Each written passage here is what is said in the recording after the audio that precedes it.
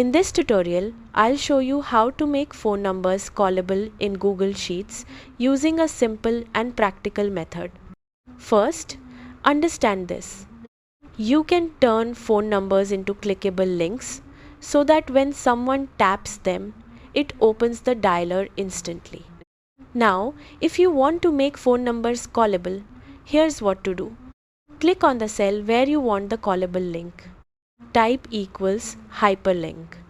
Inside the formula, type tell followed by the phone number.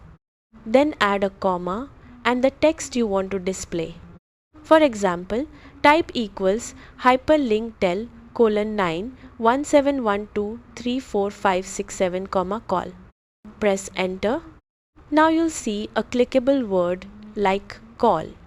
When clicked on a phone or supported device, it will open the dialer with that number. If your numbers are already in another column, you can reference them. For example, type equals hyperlink tell A 2, call. This will automatically use the number from that cell. That's it.